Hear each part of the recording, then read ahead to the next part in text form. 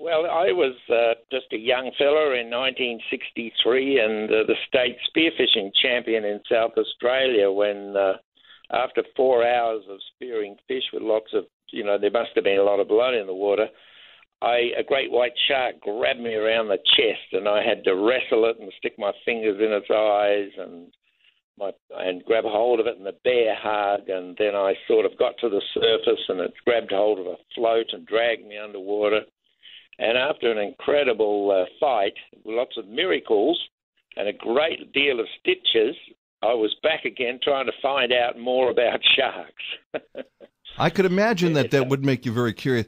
I got to tell you something. This is fascinating to me in particular, Rodney, because when I was 12 years old, I was on a similar spearfishing expedition off the coast of California to the Farallon Islands. And this was also in the 60s, early 60s, right around the same time you were attacked, I guess.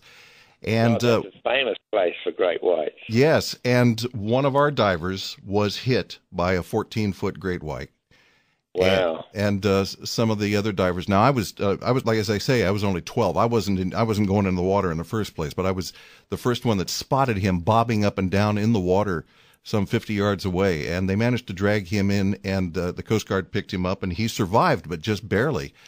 And I never spoke with that man, so it's fascinating for me to be able to talk with you. Did you ever go back into the water? Did you continue to dive after that?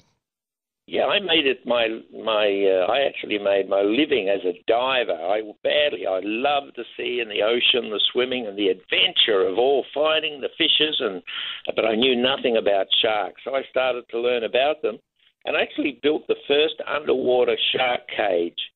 And went underwater, and we made the first films of great whites because it was the great white that actually bit me around the chest. And from that first initial time, we made several films, and then the Crazy Jaws movie came out, and everybody was either frightened with them or infatuated. You were involved in that, weren't you? In the book and the movie? Yes, we didn't know it was going to frighten everybody out of the water. We just thought it was a big Hollywood shark film.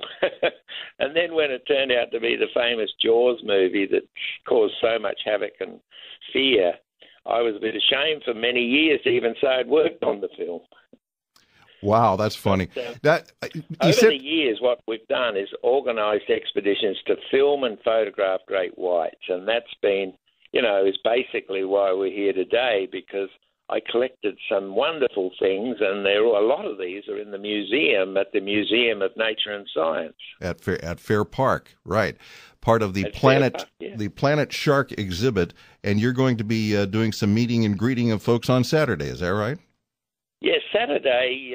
Anybody who purchases tickets to Planet Shark, I'll be there at between 10 and 12 and 2 and 4. And giving short talks about, exactly all about the different beautiful, incredible fossil teeth and some of the crazy cages. And there's wonderful exhibits of different types of sharks. There's over 400 varieties of sharks and so many interesting things about the sea. You've become quite a shark lover, haven't you?